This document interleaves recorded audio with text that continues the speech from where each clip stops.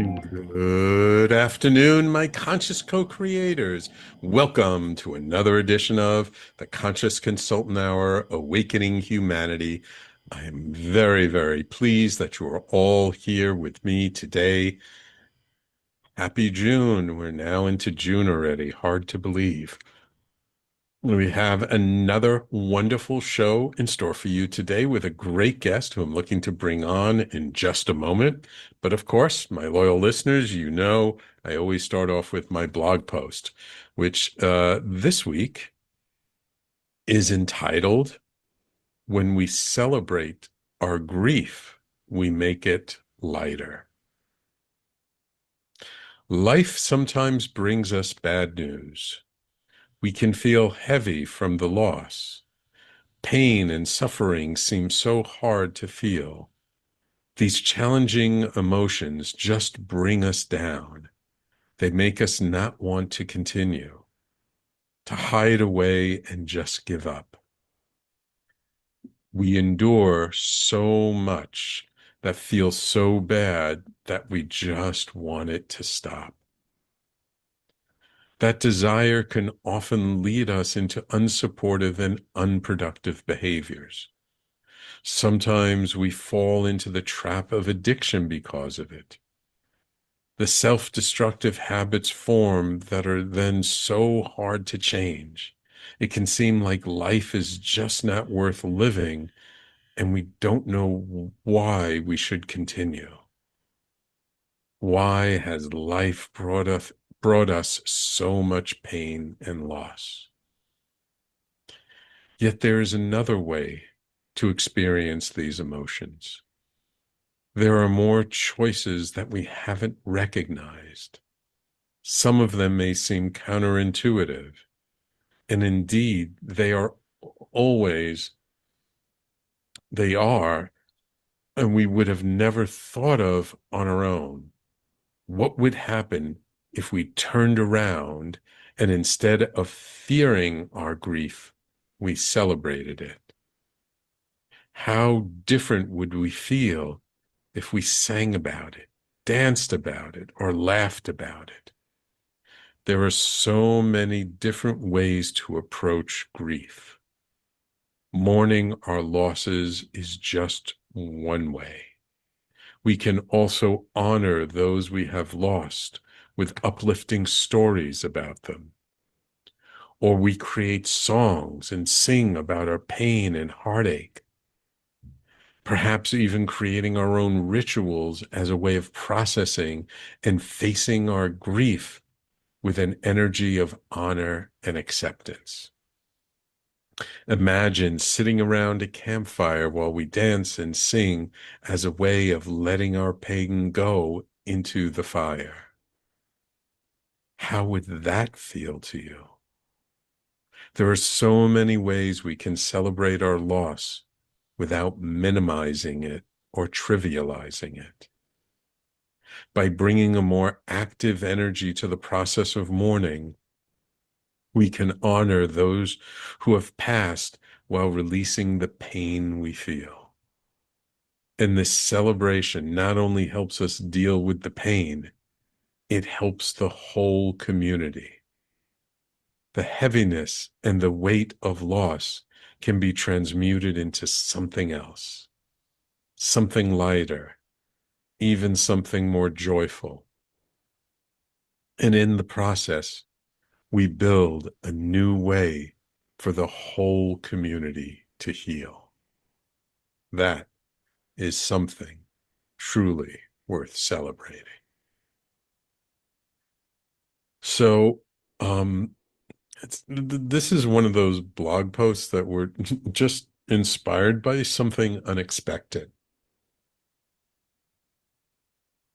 And, it was a couple of years ago, and I can't quite remember what the movie was, but it was a movie where someone experienced loss, like profound loss, their lifelong partner or their spouse.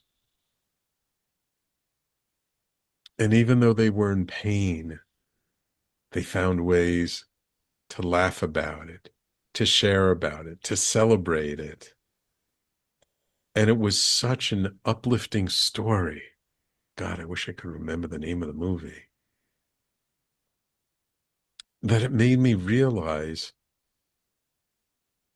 that there's not only one way to experience grief and loss, that there are many ways, and they don't all have to be so challenging, so difficult, so hard to get through. We can celebrate life as opposed to uh, deny it. We can allow the pain to be something that moves us to tears without having it have to destroy us and cause us to crumble. And indeed, when you think about the people who we've lost, would they want us to take our mourning and make it something so challenging, so difficult that we couldn't go on? Of course not. They want us to keep living. And it reminded me, of a friend of my mom's, this wonderful guy named Marty, who is such a jokester, always joking. He always had a sharp wit. He always had a quick comeback. And he passed away. And I went to his funeral with my mom. And he never married, he never had kids, but he had a sister and a brother, and one of his nephews delivered the eulogy. And he talked about Marty and related so many funny stories about him. And I'm sitting there in the audience, and I just knew Marty because of his relationship with my mom. They were just friends. And I just thought, wow, this is really the way Marty wanted it.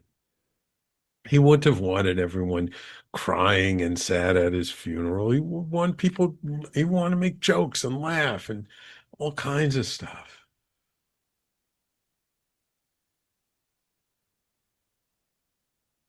And so it made me think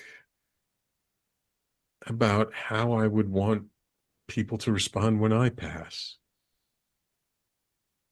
And I wouldn't want people to be sad and crying and feeling so depressed because of the loss. I want them to celebrate my life, laugh about my life, joke about my life, dance, make songs. And it just made me realize in a very deep way that there are many different ways to experience loss, not just one way. It doesn't have to look like just one thing. So it was, for me, kind of enlightening. And I realized for most people, I don't think we ever even really contemplated or think about that there's more than one way to experience loss. And it doesn't have to be something depressing. It can be something uplifting. Again, I don't want to trivialize loss. I don't want to bypass it. Someone recently said to me, grief is how we learn to honor what we have. Because when we lose someone precious to us, the people who are still with us are that much more precious. So I'm not saying we need to avoid the grief and the sorrow and the pain of the loss. It's not about that. It's about taking that pain and grief and loss and using it as inspiration, not just as a challenge to get through. And that maybe, just maybe, if instead of focusing on ourselves and what we've lost by this other person not being with us any longer, if we can hold their spirit lightly and honor them the way they would want to be honored, that maybe it doesn't have to be filled with tears. Maybe it can be filled with song, with joy, with laughter, with the stories of their life. So I know this might not be for everybody listening. I know, sometimes when you lose someone so precious, so close to you, like a child or a partner, grief and loss is so hard to deal with. But maybe, just maybe, there's a better way to get through the experience. And just maybe we can find some small way to celebrate instead of mourn. So that's my blog post for this week. The title again is When We Celebrate Our Grief, We Make It Lighter. You can always find my blog on my website, theconsciousconsultant.com, as well as on the radio station website at talkradio.nyc/blog.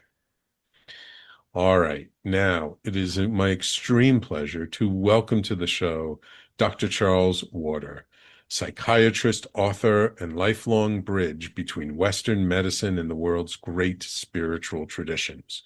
With more than 5 decades a clinical practice spanning psychiatry, addiction medicine, and complementary medicine. Dr. Warter has held faculty appointments at the University of Miami and the University of Hawaii Schools of Medicine, and has served as founder and president of the World Health Foundation for Development and Peace, for which he received the United Nations Messenger of Peace Award. Author of more than 20 books in 8 languages, including Soul Remembers, Recovery of the Sacred, and he returns this month, just came out with brand new work, which has been quietly forming over a lifetime, entitled Psychedelics and Human Potential. Few voices are as uniquely positioned to speak to this moment in the psychedelic renaissance.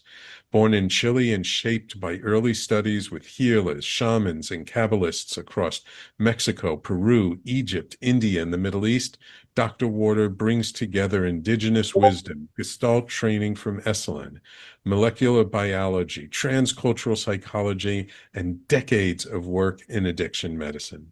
His new book draws on this rare integration to explore how psychedelics, approached with reverence and clinical wisdom, can serve not as escape, but as catalysts for fuller expression of who we are. It is a vision of human potential grounded in both science and soul. Welcome to the Conscious Consultant Hour, Dr. Warter. Thank you.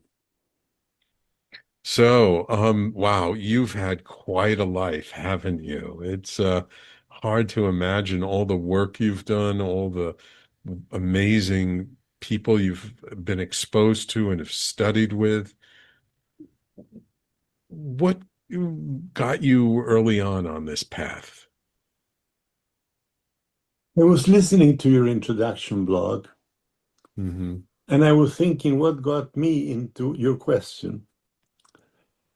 When I was 9 years old, my grandfather, who I loved, and he was close to 90, gathered us all and blessed us. Mm. And he blessed every one of his sons and daughters with different blessings. Mm. I made a deal with God, the God of the 9-year-old, and I said, I will chew this chewing gum all night, but please keep him alive. Mm. That was the end of my relationship with a transactional God. Mm. The following morning, my grandfather was gone and God hadn't fulfilled my part of the deal. I ate the chewing gum all night. He did not. A Mm. few days later, in what I later have called hypnagogic state or meditative state or vision, all these are words not from a 9-year-old, he appeared to me Oh. and he said in Yiddish, nicht weinen, don't cry. There is nothing to cry because life goes on. I'm Mhm. paraphrasing him, of course. Mhm. Of course, I went to tell my parents, who kindly told me, very nice, that don't talk about this in public. So I'm making our conversation private. Mm. Nobody was very interested in what I had to say except one uncle who was probably his favorite son and who took me out to pastries and relatively beautiful places that I was not accustomed to see in Santiago, Chile, where I was born. And he was interested in what I had to say. Mm. That put me on a path of wanting to find out what this story that we're living in is all about. Uh, And I formulated that when I was 10 and I was 11, I was 12, first parties, boring person to have at a party because at 2 in the morning after partying, I would ask, and what is the purpose of human life? Sometimes there were answers and sometimes there were not. But I continued on my quest and on my questions.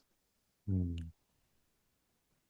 I had no idea of what meditation or mastery was, but I wrote a journal when I was 22. Mm. And the journal was stolen, fortunately, by a friend of mine and was taken to Pablo Neruda. You know Pablo Neruda, Oh, Chilean Nobel Neruda. Yeah, Prize yeah. winner, poet. And one day, I didn't even know that it was there. I was preparing my internship in medicine, and I get a phone call from Pablo Neruda, who Mm. tells me, your work is worthwhile publishing. I got you a publisher, and I wrote you a preface. Wow. Now, my wife, with whom I've been 41 happy years, thinks that that's my best book because it contains, in very short time, 100 and something pages, my whole philosophy, if I can call it a philosophy. I would Mm. better say, like one of my students said recently, a revelation to a path to happiness. Mm. A revelation that every once in a while I pick it up and I take it seriously because it helps me too. Mm. That first book has never made it to any other language than Spanish. Ah. And it's a book looking for a publisher. I translated it fully last year at the 55th anniversary of it being written. Mm. Nice. So that changed my life. That completely changed my life. Instead of wanting to be a dean and a professor, I wanted to explore being a human being. Mm. And that's what I'm still doing, exploring being a human being Yeah, I guess that's something that's an exploration of a lifetime, isn't it? of a lifetime. And I just had a party a few days ago. I turned 79, so I'm in my 80th year, and 2 books in the works, and a whole new IA, whatever it's called, that I'm learning, taking courses to be able to expand so that instead of people doing a celebration of life when I'm gone, there is a sufficiently solid amount of books and tapes and I don't even know how they're going to be called, digitalization of my work, because I've Mm. really dedicated my life to this work. Mm. Mm. Beautiful. Beautiful. Um, so you're kind of at a unique point where you're familiar with both indigenous traditions as well as sort of modern psychiatric medicine and other modern endeavors. What do you feel is the most important thing for us as humans in this modern society to really honor about indigenous cultures and indigenous wisdom? We can't become indigenous, but we can accept and respect Mm, that they have been living for many centuries before white man came here mm, in a world that functioned for them. When mm, I found out that a teenager that would be subjected in, let's say, in the Amazonian mm, to a shot in their nose of yopo, which is dimethyltryptamine, mm, and they come out as teenagers with a different name because they got a revelation in the vision. And the name was the function that they would have in the community, the responsibility that they would have in the community. I cannot but say that we are unevolved in the way we name people and we play with these things. But this is a time to stop playing and begin to use it seriously. mm, I'm old enough to have been in the first Renaissance that was before the 70s when there was research being done. I had the good fortune that in the University of Chile, they did that research with medical students oh, for years, how mm, they can paint under a non-ordinary state of consciousness, how they can relate, how they can make music, how mm, their whole conceptualization of their life can be altered by mm, one little shift of the metabolism of the brain in favor, I call it, of the traffic going in the direction it's supposed to be and not where it has been conditioned. uh, yeah.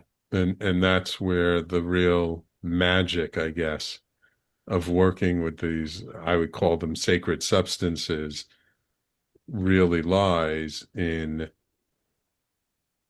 even the most subtle of changes, the most subtle of shifts can have a profound impact on someone's life. Absolutely. And it did on me. When I Uh, wrote my second book, which was in 1970, mhm, somebody sent me to see a publisher mhm, in Santiago, Chile. mhm, I went to visit him. I gave him the manuscript. He read it. And then he met with me and he said, "Were you on acid when you wrote this?" I was offended. I had never done acid in my life. mhm, I hadn't even done marijuana. mhm, And he said, "There might be a group that you might be interested in joining." mhm, I joined that group, and my life changed even more. uh, I had my first experience taking one of these substances and mhm, experiencing love that I had never experienced in my life before. mhm, A love that went from the brain to the heart and back and forth. mhm, And instead of coming down, as they say, mhm, I chose to keep my heart open. ah, And my life has been very different with an open heart than the memories I have of it not functioning. yeah, yeah. And that's not easy, right? It's work. It's one thing to have the experience and ceremony, your heart open, but then to keep it open in day-to-day life when people do things that are not so nice sometimes, and people do things we don't want, and people do things that hurt us. To still maintain that open-heartedness is not easy, is it? No, it's very easy. Why Uh, is it very easy? Because all other choices are not sustainable for good living. Ah, okay. So I have to ask myself, if I feel like having a reaction that might close my heart, is this where I want to go?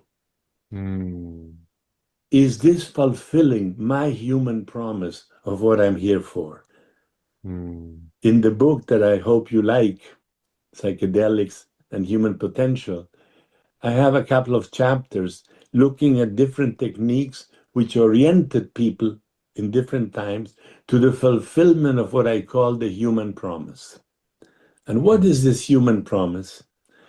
In simple, it is something that we don't reach, but our life is oriented towards it mhm, and opens up more and more and more as we keep the focus of the fulfillment of what we're here for as human beings. mm. Beautiful. Beautiful.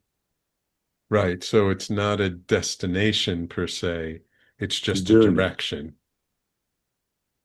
it's a direction, it's a journey, it's an involvement. It's not a trip, Hmm. it is a journey. It involves a transformation of the ability of living. So, I mean, you've written, over 20 books.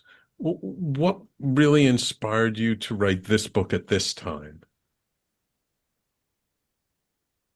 First of all, I wanted a simple book Okay. that would be for the layman, not for the technician or the expert, Hmm. so that they would know what is available and what it does. Hmm. I added personal experiences, such as going in the jungle in Brazil, on a Hmm. canoe for 17 hours to reach a place where they would be using ayahuasca, Uh, or to go to the jungle in Colombia where they would be using yahe, which is actually the same thing hmm. with Hmm. different names.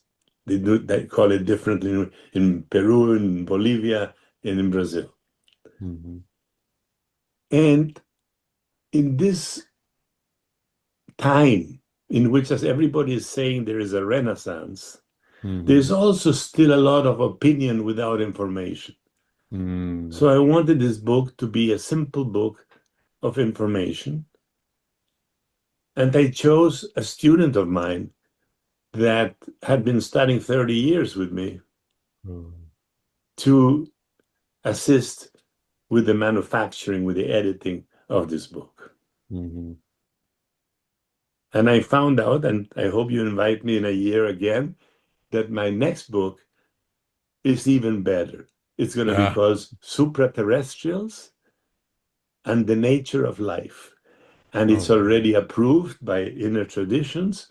I already got my advance, so it's going to be out. wonderful. I would be absolutely thrilled to have you back on next year when the book Thank comes you. out. Um, okay, we're going to take a quick break.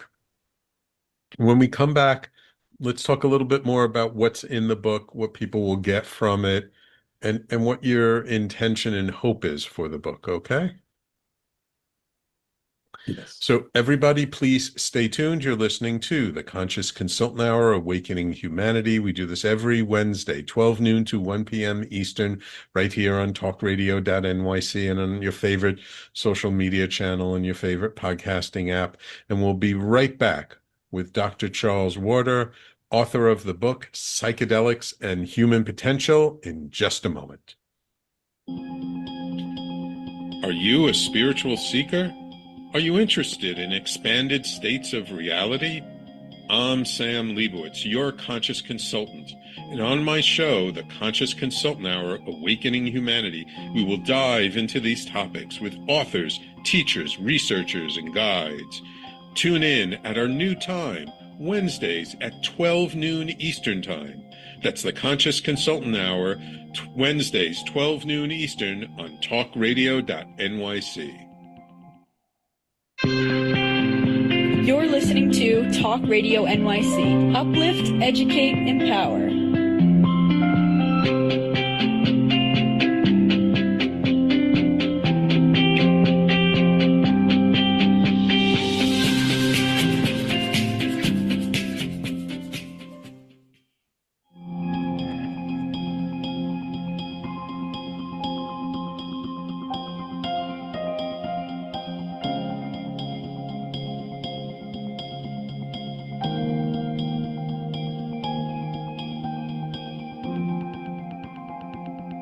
And welcome back to the Conscious Consultant Hour, Awakening Humanity. So Dr. Warter, um, why did you decide to write this book on psychedelics and human potential, today, now?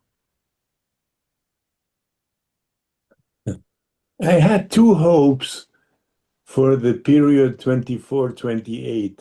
Only two hopes. Mm-hmm. One, that we would go into a process of legalization of psychedelics. Mm-hmm. The other is that there will be a disclosure on extraterrestrial tuning of the government and other governments. Those were my two hopes, and they required two books from me, to bring it into the public with a perspective that, number one, in order to achieve extraterrestrial, or I call it supraterrestrial communication, we need to alter the form in which we perceive. And one of the means, besides meditation, seclusion, intense prayer, spiritual exercises, are psychedelics. Because psychedelics, to me, is like I ski or used to ski. And there is a custom. You ski down a mountain and you always go on the same route. Very fast, we get accustomed to one pattern. Psychedelics is like a big snow in that mountain in which we have to move around with different pathways.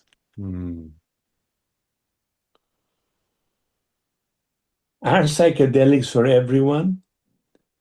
I don't think so. But are psychedelics for depressed people, anxious people? Like I'm seeing it with pain in my heart. Pharma institutions trying to take away the mystical effect of a psychedelic so that it has the chemical effect in the brain of a depressed person. And I don't think that's the road for these precious substances that have been used before we knew the word pharma, and that every tradition in the world, from the Christian tradition of the two breads and the fish. The two breads, in my interpretation, are two pieces of cacti. Two pieces of what? Cactus, Oh, cacti. cactus. Oh. And the fish is a fish that's in the Kinneret, has psychedelic effects. Oh, interesting. So you mix those two in the proportion of 2:1, and you have events that are called miracles, but really are the higher functioning of who we are. For instance, Iran is the popular name today. Everybody is negotiating with Iran. Iran has a law that it allows the use of Peganum harmala, which is harmaline, which is the basic substance of ayahuasca. And that's not illegal in Iran. Why? Because Prophet Muhammad apparently took it and spoke the Quran, which somebody wrote down. Oh, he was on Harmaline, huh? Oh, wow.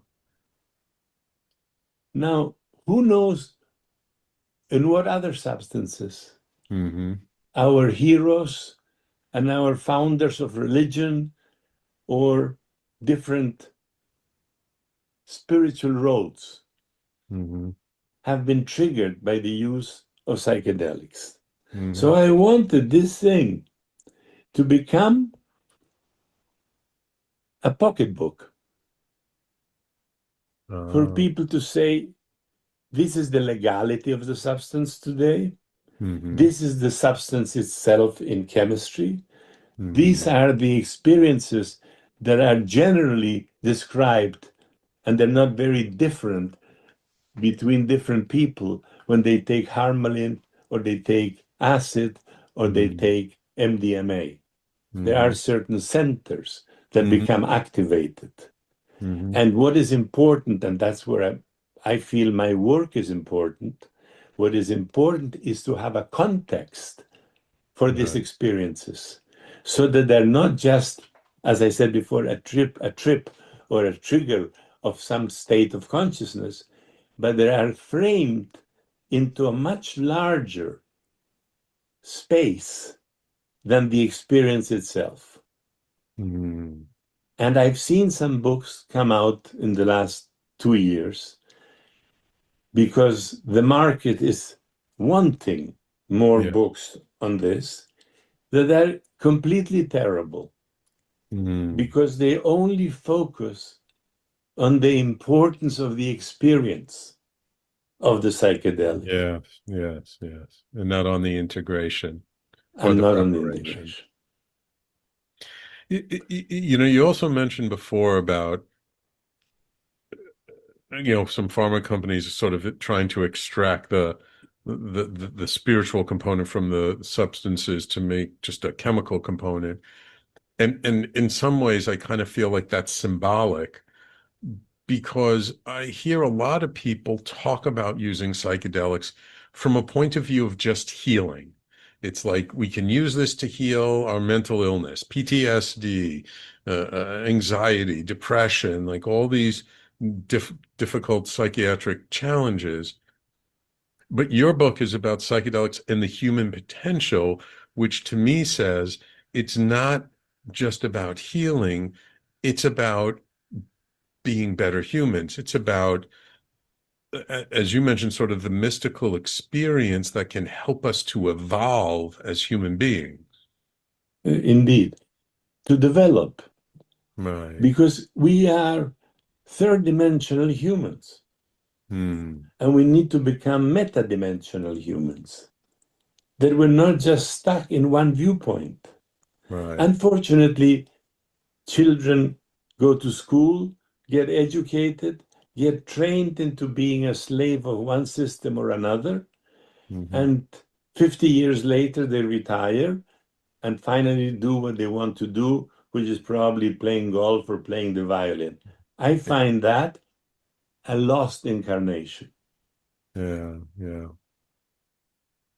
So we need to wake up and use these psychedelics as inner reference points for our wake-up call. Hmm.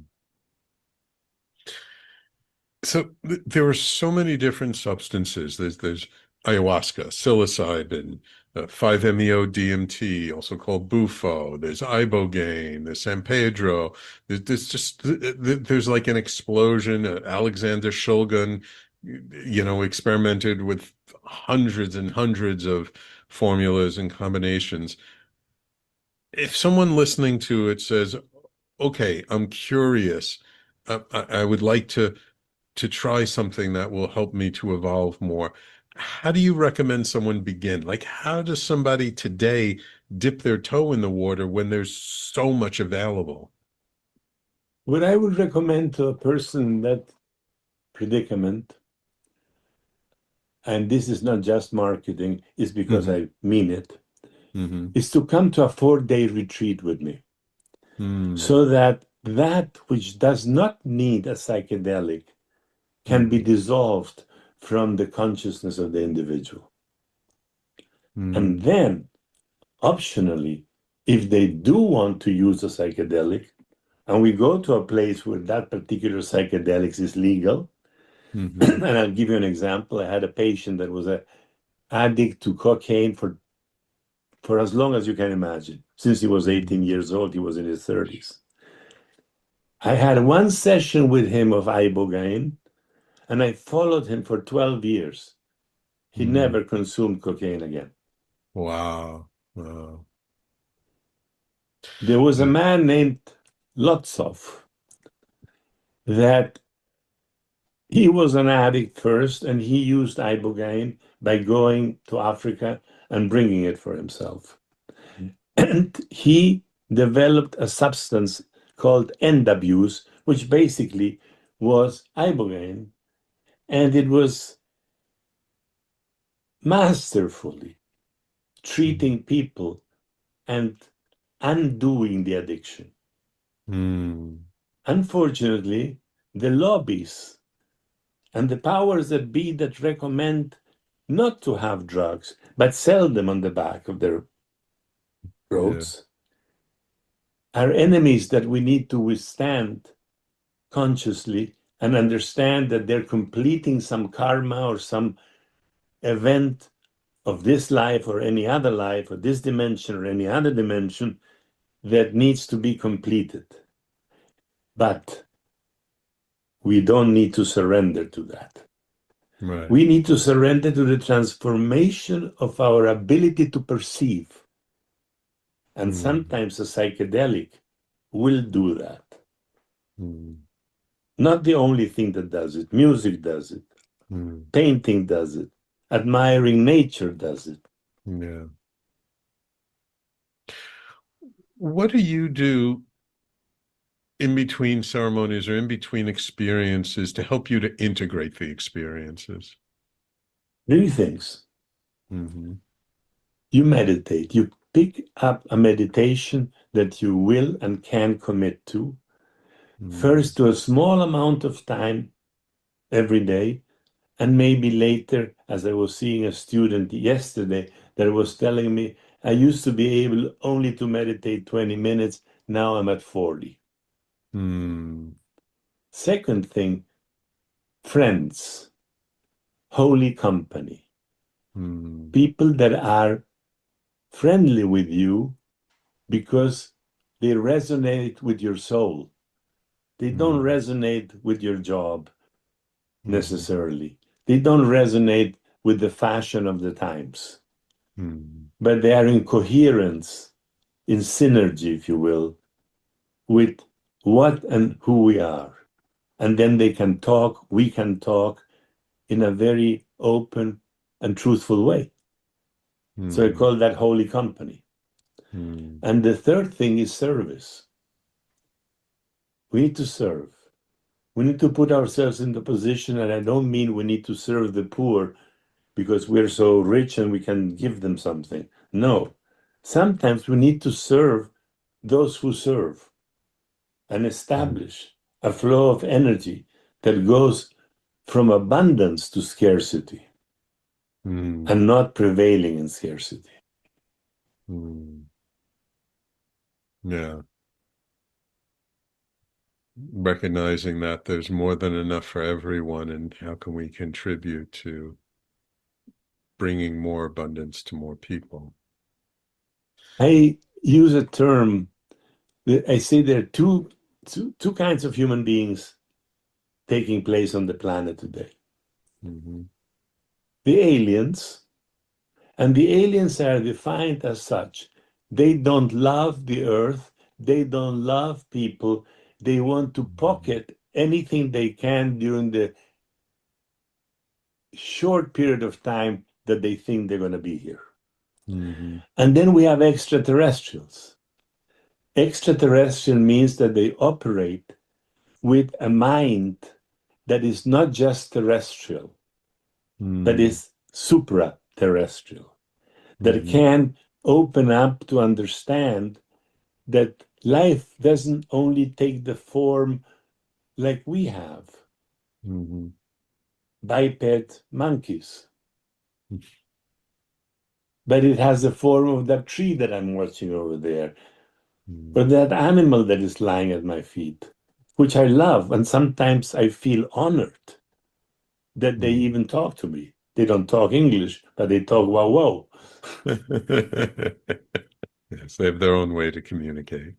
Absolutely. And I tell you, I feel honored, graced, and grateful. Mm.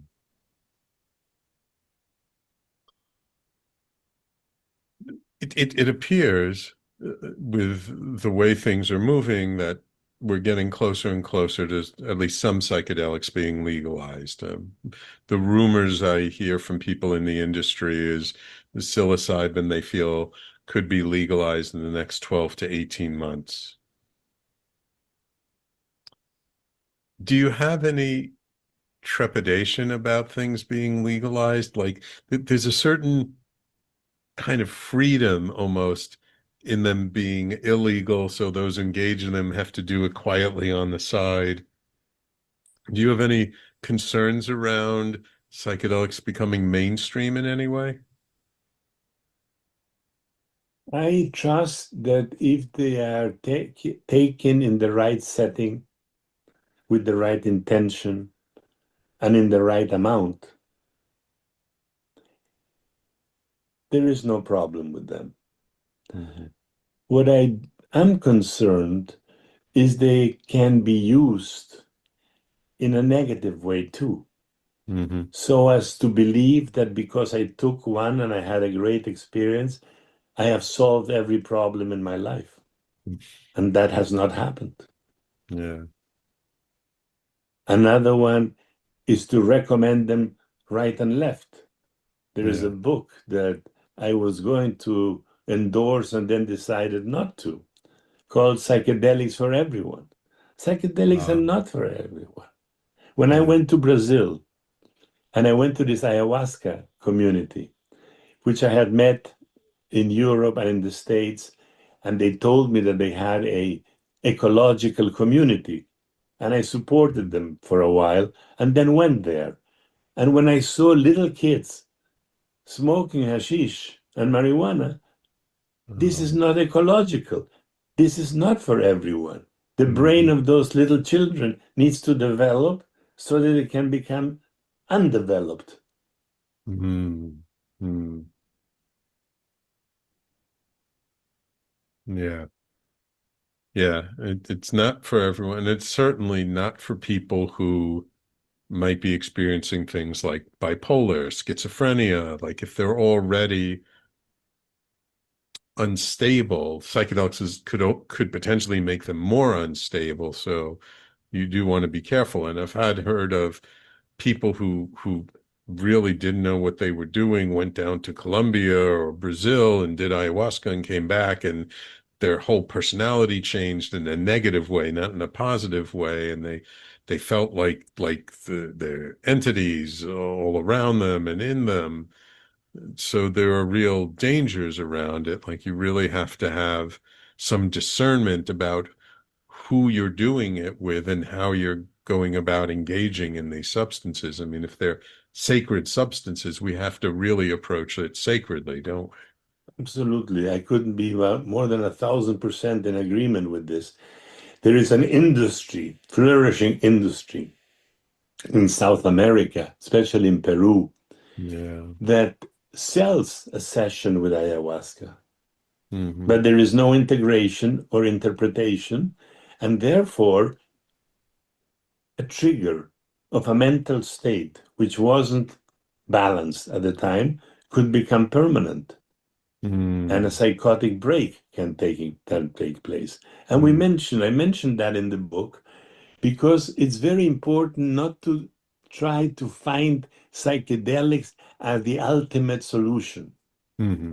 The ultimate solution is discovering who we are and navigating from our heart through our mind into the higher dimensions of consciousness that we also exists. Mm. And this I didn't discover with any substance. As I was telling you before, I joined this group, and that's where I became more familiarized with them. But I was having meditations that were spontaneous. And I Mm. remember a friend of mine saying, I was having them in the Jewish domain. Hmm. So he sent me to a rabbi. Mm. I went to the rabbi, I told him my experience, and the rabbi said, "This is with LSD?" Same thing as the publisher. Right, right. So I realized that I had to master this. And I did. I was very young and I had done every experience available with hundreds of pages of notes that served me for some books later. Mm. And then I spent 12 years not taking anything. Because my reasoning was this, if I am capable of this experience when I'm having a psychedelic, that means that I am capable of that experience. Mm. And I want to reside in that one, which without the medicine can have the experience. And for 12 years, I spent just meditating. And I got to have beautiful experiences. Wow.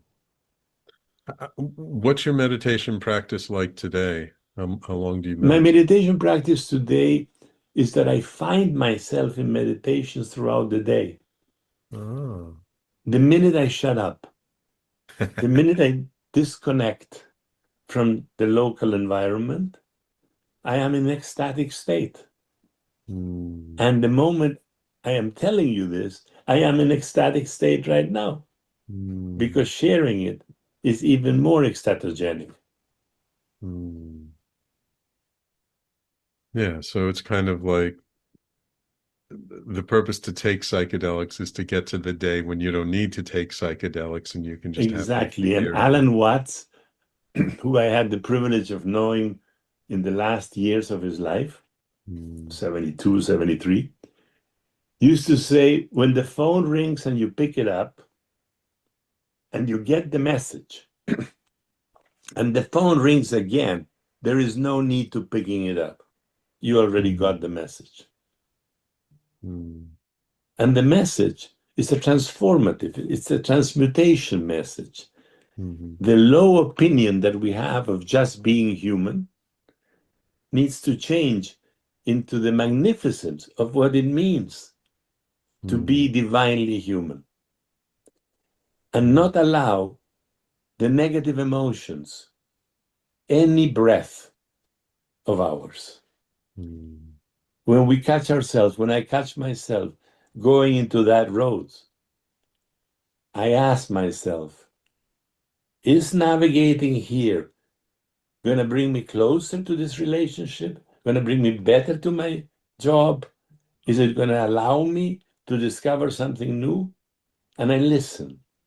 And the Mm. example of that is, no, this is not taking you anywhere. And I obey. I listen and I obey. I have Mm. trained myself to listen to that inner voice, which really wants the best for us. Mm. How do we learn to listen to that voice more? It's a practice. Yeah. It's a practice. We listen once. I'll give you an example. A few years ago, I had cancer. Uh, And I was visited by a doctor that was on call in that particular clinic. And every day he would come and we would talk. We'd talk. I don't know what we talked about, but we talked. And one day he tells me, I get more out of being a listener to our conversations, and that's why I come every day, than what you get out of my oncological visit. mm. Then I reframed in my mind's eye this whole pathological situation I had been diagnosed with. Not a Mm. happy diagnosis when they tell you have cancer. Mhm. And I reframed it, that this was a test given from myself to recognize if I was still the same one, with hair because I lost it, with Mm. pain because I had it. And I came to the conclusion that yes, I am the same. Mm. It's almost like a cosmic marriage, for rich, for poor, in sickness and in health, for as Mm. long as we live. Mm.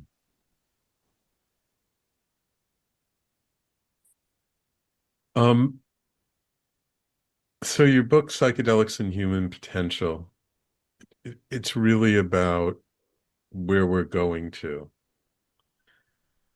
as a species in a way. With all that's going on in today's world and all the things you see, are you still hopeful about the future? Do you still think Yes, we'll, but it will take a couple of 100 years for us to stabilize our consciousness. This is not going to be an awakening that's massive in the next few decades. What we're going mm, to go through in the next decades is the adoration of artificial intelligence. mm, And we have to be careful because some people that are experts might use it not for the highest good of all concerned. right, right. But in 300 years, will be a better systemic planet, or maybe less. The minute we find out that there is life in the universe, that is not just our life, or the tree life, or the dog life, but life. Mm-hmm. Life that gets to be loved. And this love for life is light. And that's what I feel in meditation or outside of meditation, if you want to call it that way. It's a love for life. I love my life. And I try to teach people to love theirs. Beautiful. You know, easy to say when you quote unquote feel you have a good life. Not so easy when you have a life that feels more filled with struggle and hardship. But still, you can learn to love that life too. And let me tell you, my life has had both. Extremely. When I was 18, I said, I want to have every experience possible. If I would be 18 today, I would say, I want to have every good experience possible. Because I've had the others too. Yeah. And I'm the same. Yeah. Well, Dr. Warter, it's truly, truly been a pleasure having you on my show today. If people want to learn more about you, your programs, get in touch with you, where can they find you online? Where should they go? Very easy. My website is Dr. Warter, DrWarter.com. Perfect. Couldn't Perfect. get easier. Do you have any events coming up that people should be on the lookout for? Yes, I have a retreat coming up in October, October 1, 2, 3, 4. Okay. Beautiful. And it's Beautiful. about the human promise. Ah, wonderful. Well, Dr. Warder, thank you for taking the time out of your schedule to come on the Thank show you so today. much for your understanding every time I'd had to postpone it. No problem. And definitely let's keep in touch and you'll let me know when your next book comes out and we'll have you come back and talk about the super intelligence that we can develop. Thank you very much. Thank you. And of course, thank you, my loyal listeners, for tuning in each week. Without you, there is no show. And don't forget, if you did miss any part of today's show, you can always catch the replay on talkradio.nyc and in all your favorite podcasting platforms, Apple, Spotify, Pandora, iHeartRadio, Amazon, wherever you love to listen to podcasts, you can find the Conscious Consultant Hour.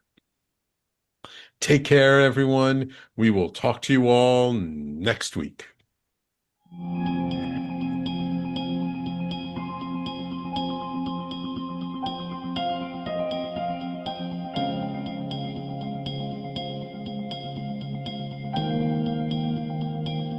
Thank you so much.